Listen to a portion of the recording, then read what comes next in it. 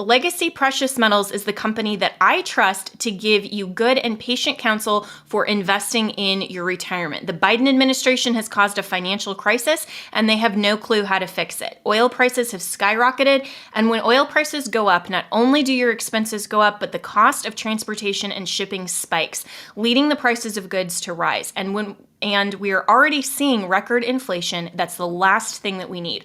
Our economy is in trouble, and you need to take steps to protect yourself. If all your money is tied up in stocks, bonds, and traditional markets, you may be vulnerable. So gold is one of the very best ways to protect your retirement. No matter what happens, you own your own gold. It's real, it's physical, and it's always been valuable since the dawn of time.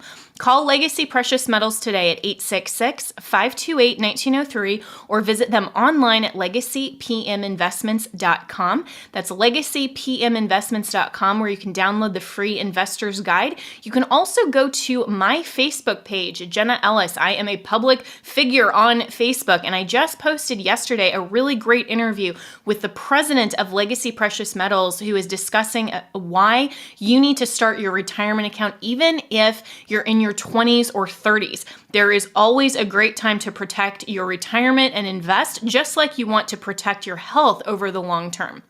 So go to Legacy Precious Metals at legacypminvestments.com or call 866-528-1903. All right, well, 2022 is going to be a critical year for America. AMAC, the Association of Mature American Citizens, along with their nearly 2 million members. The fight to stop out-of-control spending in the president's Build Back Better scheme is far from over, and Congress is plotting more legislation that could hurt our seniors. The midterm elections will be a battle for freedom versus socialism. Unlike liberal groups, AMAC is America's conservative, action-oriented 50-plus organization fighting hard every day here in Washington and across the nation for our seniors. So I'm urging you to choose AMAC now. You will receive all of the great membership benefits, including AMAC discounts on hotels, travels, and restaurants, and your membership will support your conservative values. So go to amac.us/Ellis. That's amac.us/ELLIS to become an AMAC member now. As a constitutional law attorney, former senior legal advisor, and personal counsel to President Donald J. Trump, Jenna Ellis believes in the rule of law and the importance of integrity in our elections. And she's ready to tackle the big cultural and legal issues facing America. This is the Jenna Ellis Show. Here is your host, Jenna Ellis. Welcome to another episode of the Jenna Ellis Show. I'm Jenna Ellis, and I'm so excited today to talk about the movie 2000 Mules. This is the movie that the mainstream media and, of course, legacy media and all of the leftists and even some on the establishment right are refusing to talk about. So, of course, we need to talk about it. So here to discuss is my good friend and Salem media host Dinesh D'Souza, who of course is the producer and also starred in the movie 2000 Mules. So Dinesh, I was so privileged to join you and President Trump and all of the others at the premiere last week at Mar-a-Lago. That was an amazing time and such an amazing reaction to this movie. So first question, of course, is how is this being received, and why is this so important right now that you covered this particular topic? Well, we knew that the movie would be, in a sense, facing an uphill struggle because, as you know, Jenna, this is the most banned topic in America.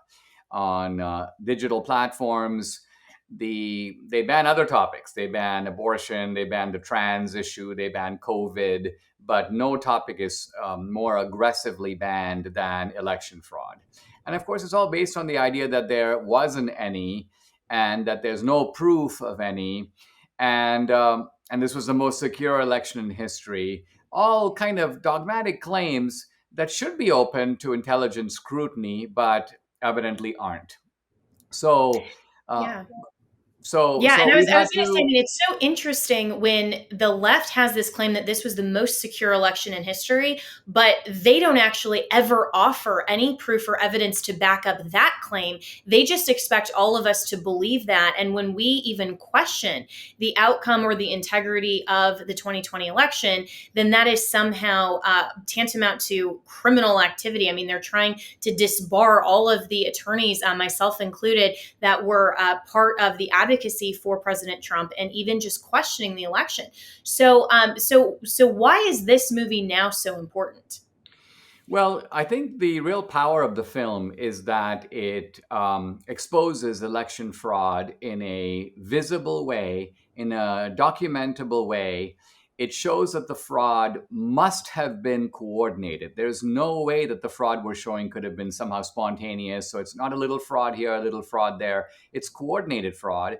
And when you look at the magnitude of it by itself, I'm not saying it's the only type of fraud, but I'm saying it by itself, it's sufficient to swing the balance in the presidential election. So all the claims normally made by the left, well, even if you have fraud, it clearly didn't make a difference. Well, if we're right, it did. And so there's no excuse for not looking at these claims, looking at this evidence. The left, by the way, it's interesting. They have these fact checkers who are like 20 and 30 somethings, and they're trying to comment on geo tracking, about which they know literally nothing. They haven't even researched the way in which election laws vary across states. So they'll say something like, well, of course, some states do allow harvesting. Well, okay, maybe they do, but we're talking about 5 states. What are the laws in Georgia and Arizona and Pennsylvania? I mean, they don't know. So they don't bother to tell you in these key states, which are the subjects of this film's inquiry, what are the laws? And is paid ballot trafficking allowed in a single one of those states?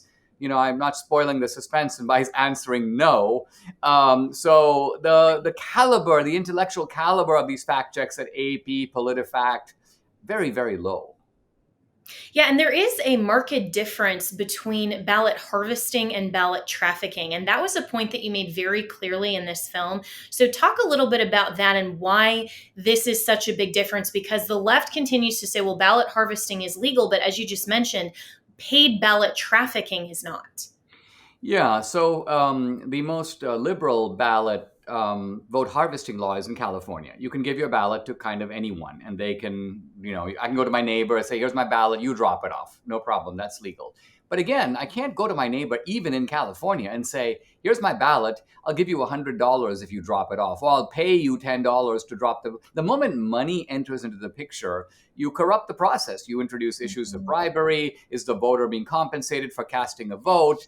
And so on. So in no state is it legal to deploy these mules who are paid operatives delivering, by the way, not this. In Georgia, you can give your ballot to a family member. If you're in a confined facility, you can give it to a caregiver. So the idea here is that somebody who is a trusted custodian of that ballot, it's a whole different matter to say you got nonprofit groups in these key states. They're collecting hundreds of thousands of ballots. And look, if it was all on the up and up, they would just go put all the ballots in one drop box. The very fact that they're hiring mules in the middle of the night to wear gloves so as not to leave fingerprints, all of this, once you watch the movie, there's no doubt you're dealing with a criminal cartel. Yeah, and you actually have the video. I mean, that's what's remarkable about this. It's not just allegations or it's not just possibilities, but you actually show the data and show the videos. And so a lot of this geo tracking, a lot of the fact checkers have said, well, this is so imprecise. And so there are other plausible explanations. And so, even though you have the video of these people, maybe they're just dropping off ballots for 20 of their family members. And so, there are other reasonable explanations. But in terms of geo-tracking, I mean, isn't this the exact same type of technology and the exact same type of tracking that the DOJ itself even said may get into some privacy concerns if the government harnesses this type of technology because it is so precise? Exactly. And a couple of years ago, and the technology is even better since then, Justice Roberts reviewed the precision and the accuracy of geo-tracking, and he said it's about the same as putting an ankle bracelet on a prisoner and being able to monitor the movements that way. So he's basically saying it's an exact science. Look, the CDC is using it to track whether people are social distancing. Well, if geo-tracking wasn't accurate to within 6 feet, they couldn't do that. There would be no point in trying to do that. So it's very accurate science. Typically, what the fact checkers here do is they start calling around academics. Until they find an obliging academic who basically citing data from like 10 years ago or 15 years ago goes, well, yeah, depending on cell phone signals, it's accurate to about 30 feet.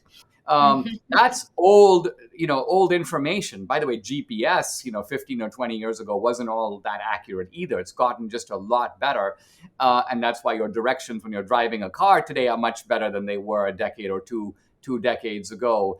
Look, if you're dropping off the ballots of your family members, you're not going to go to 10 or more drop boxes. There's no reason to do that, let alone in the middle of the night. Right. And that was one of the things that struck me was several of these instances that you actually have on video show the same person who's going to multiple drop boxes. I think there was one, correct me if I'm wrong, but I think that there was one instance where someone went to actually 24 different drop boxes in a single day.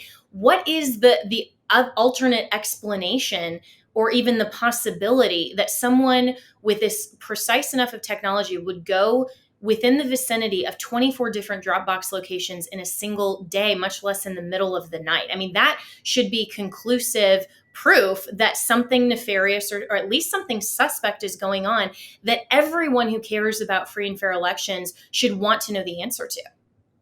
Well, this is the point that when geo-tracking is showing people going from Dropbox to Dropbox to Dropbox, and by the way, geo-tracking can easily distinguish someone walking by a Dropbox from going to a Dropbox. And the reason is it is tied to coordinates in time. If you go to a Dropbox, you're going to have to stop there, open your backpack, take out the ballots. So it's going to show you stationary at that Dropbox and then essentially migrating to the next Dropbox. Now, the point is that your cell phone has an ID inside of it. It's kind of a digital DNA. And in some ways, it's even better than video because we actually do show in the film. Ben Shapiro made this point. He's like, well, you don't show in the film the same mule at more than one Dropbox. We actually do. But the problem is that the video quality of these Dropboxes is so horrible. Half the time, the surveillance camera is not even pointed at the Dropbox. So you get the guy from the side or from the back, and you can't tell exactly it's the same person. So here's the point I'm trying to make.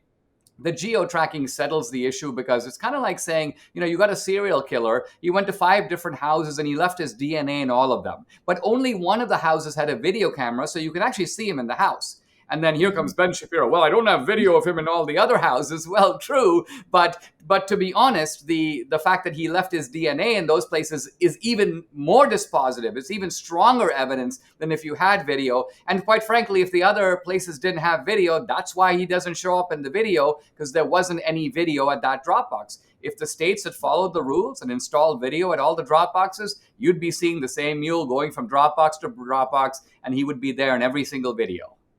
Yeah. Well, and exactly what you just mentioned. I mean, that would be conclusive proof that a jury could find beyond any and all reasonable doubt the highest standard of the law based on just the presence of DNA that a person was at that location, or even fingerprints. I mean, we don't always have to prove everything by video. We actually had criminal convictions before video surveillance was part of technology. And so, it just seems like there are so many people, even on the right, that just want to create alternative explanations because they don't want to take something just for what it plainly shows. And they don't want to have to confront the issue that maybe, just maybe, there wasn't only fraud, there was outcome determinative, widespread fraud that the mainstream media and the left wanted to suppress, they didn't want to acknowledge, and that we as the American people are going to have to confront when we see this type of documentary. And so, Dinesh, what are you hoping to accomplish in terms of showing all of this now?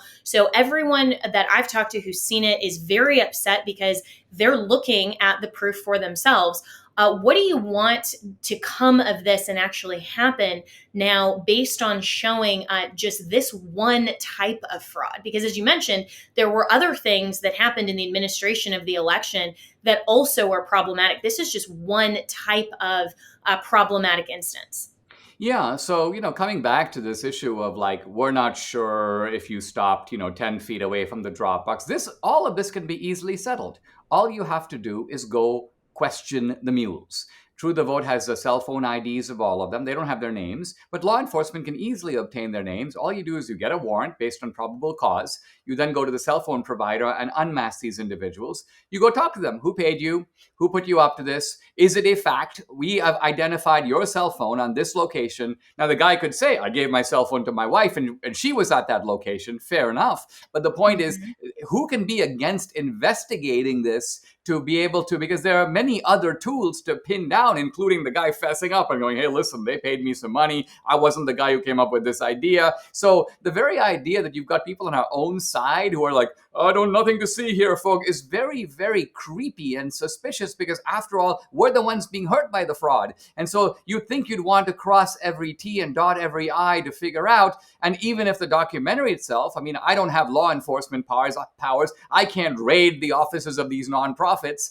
So my point is the very idea that the film is not an important pointer to things that need to be further investigated. I mean, that's the next step, right? That would be a logical next step. By the way, they are taking that next step in Yuma, Arizona. The mule interviewed in the movie is from Yuma. The Yuma Sheriff's Department has opened up a new investigation, really in response directly to the movie. Yeah, which is exactly what the law enforcement is designed to do, which is to have an unbiased investigation and simply ask the questions and see where the evidence leads. And it's so frustrating to so many Americans that it seems like the outcomes that are politically driven are so much more important than just going where the evidence leads and actually having investigations that protect and preserve the right of Americans to actually have our vote count fairly without this type of fraud or any fraud. And it also seems like, Dinesh, that this is only an instance where when it's President Trump, that's what makes this taboo. When it's anybody else, if this had happened to a Democrat in California or in New York, then this would be all over the national news every day. There would be a ton of investigations. This would be, the biggest thing that has ever happened, that, a Democrat was cheated out of his seat by a Republican. But when it comes to President Trump, there's a double standard. I think that's so frustrating as well. I agree. I also think that what we're dealing with is, first of all, there's a big difference between a congressional race.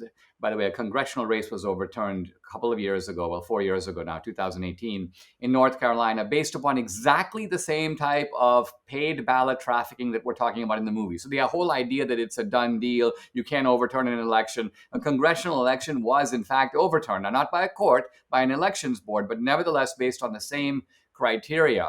The other point is this is unprecedented in U.S. history, to my knowledge.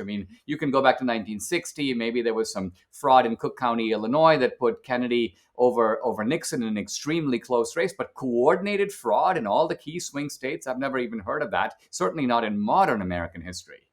Right. And that's where, when the 2020 election happened, and then in the immediate aftermath, when we were still getting evidence and there were still, all of these witnesses that came forward and all of these affidavits, and, just with what we had at the time, it was such a very short time frame. And you made a point of saying that in the movie as well. And President Trump even acknowledged from the stage there in Mar-a-Lago that it was such a short time frame.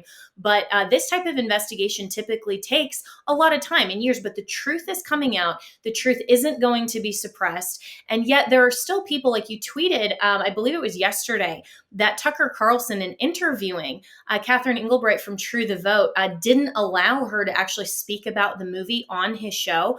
Can you talk about that and what actually happened and what she told you about that? Because I think a lot of people trust Tucker to be more of a reporter and, someone who would be willing to question where the evidence leads. I'm really not quite sure what's going on at Fox. I'm not sure if this is some kind of generic Fox ban on mentioning the movie. I'm not sure if there's something specific to Tucker. There was a little bit of bad blood that went back several months, in which one of our teaser trailers, Tucker was going to have Catherine Engelbrecht on, and she said, we have this great teaser trailer for the movie. And then the Tucker people said to me, Dinesh, we're going to have to cut your trailer from 90 seconds to 45 seconds. And I'm like, yeah, sure. You want the front part or they want the back part? They're like, no. We want the middle part. And I was like, the middle part. So you kind of want to cut out D'Souza Media, Salem Media, and then you want to cut out the fact that it's part of a movie. You're basically stealing our content, pretending like you produced the segment. I go, that doesn't really that's not really very fair. So why don't you just have Catherine on? Don't show the clip because it's not your clip. If you're going to show it, you kind of need to say that it's part of a movie and so on. So then they became unbelievably, not Tucker, this was his producer, Justin B. Wells. He's like, oh, Dinesh, you're finished. You'll never be on Tucker ever again. Abusive type of behavior.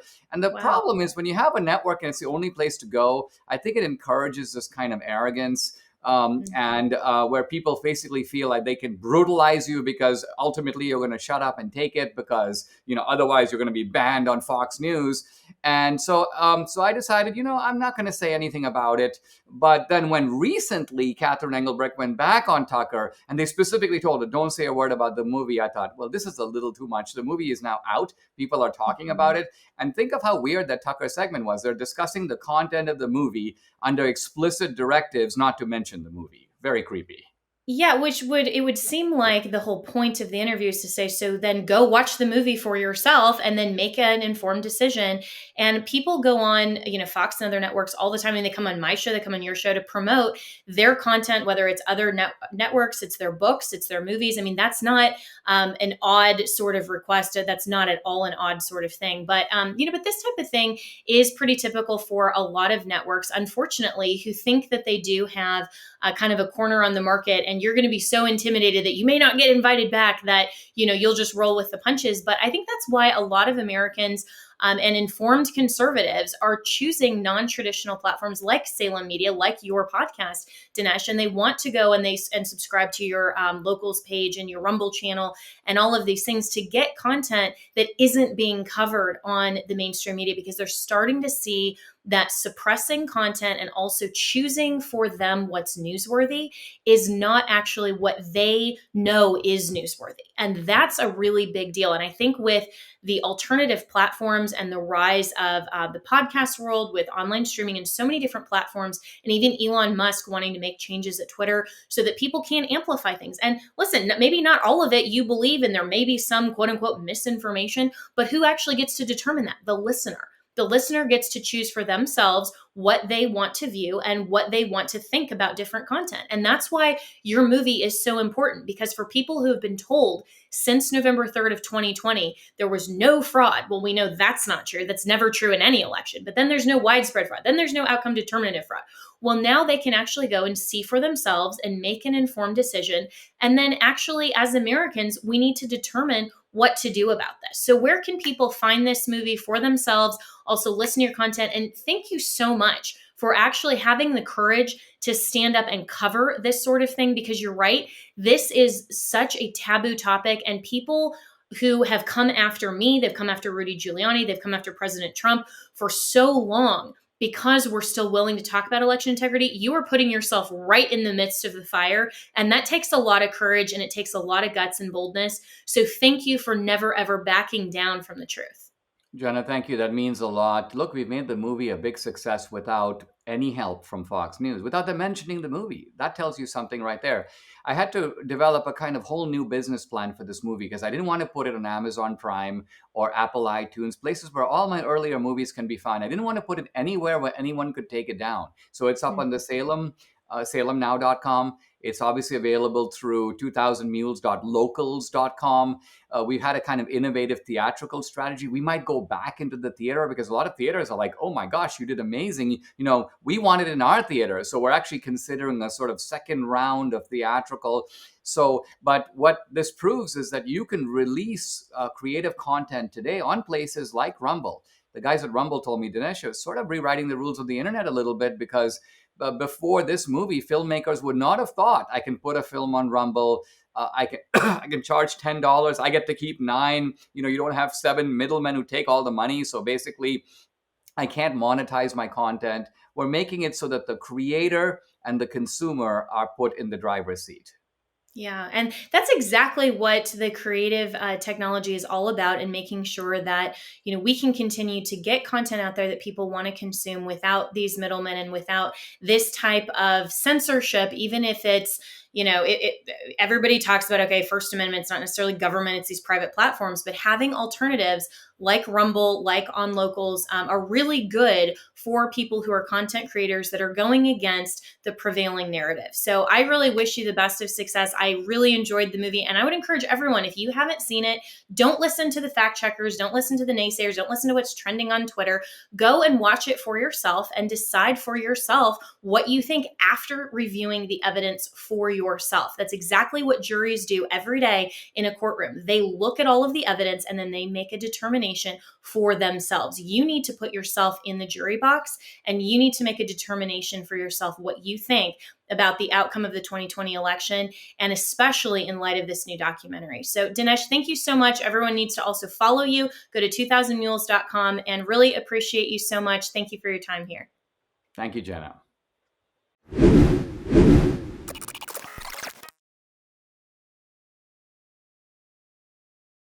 Legacy Precious Metals is the company that I trust to give you good and patient counsel for investing in your retirement. The Biden administration has caused a financial crisis and they have no clue how to fix it. Oil prices have skyrocketed, and when oil prices go up, not only do your expenses go up, but the cost of transportation and shipping spikes, leading the prices of goods to rise. And we are already seeing record inflation. That's the last thing that we need. Our economy is in trouble and you need to take steps to protect yourself.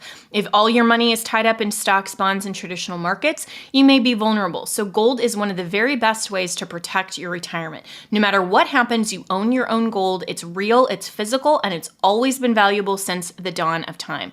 Call Legacy Precious Metals today at 866-528-1903 or visit them online at legacypminvestments.com. That's legacypminvestments.com, where you can download the free investor's guide. You can also go to my Facebook page, Jenna Ellis. I am a public figure on Facebook, and I just posted yesterday a really great interview with the president of Legacy Precious Metals, who is discussing why you need to start your retirement account even if you're in your 20s or 30s. There is always a great time to protect your retirement and invest, just like you want to protect your health over the long term. So go to Legacy Precious Metals at legacypminvestments.com or call 866-528-1903. I also want to talk about another great American who is the sponsor of this podcast, and that, of course, is my good friend Mike Lindell. He has been canceled out of so many box stores for simply standing up for his own political opinion. And disagree or not, or support him or not, it is a fundamental right of every American to be able to voice their opinion, and that absolutely includes politics. That absolutely includes issues that are central to our culture. That includes faith. Mike is such a very sincere Christian, and I am proud to consider him a friend, and he is, of course, a friend of this show. So right now, there is a special on MyPillow.com. Click on the new radio listener specials. Get deep discounts on all MyPillow products, including a great towel set, which is a 6-piece set. It includes 2 bath, 2 hand towels, 2 washcloths, made in the USA, regularly $109.99, now just $39.99, but you have to use the promo code Jenna. That's Jenna. That tells Mike that you listen to this show, you're happy that he is a sponsor of this show, and you will get great discounts, but use the promo code Jenna. That's Jenna, either at mypillow.com or call 1-800-564-8475 and use the promo code Jenna.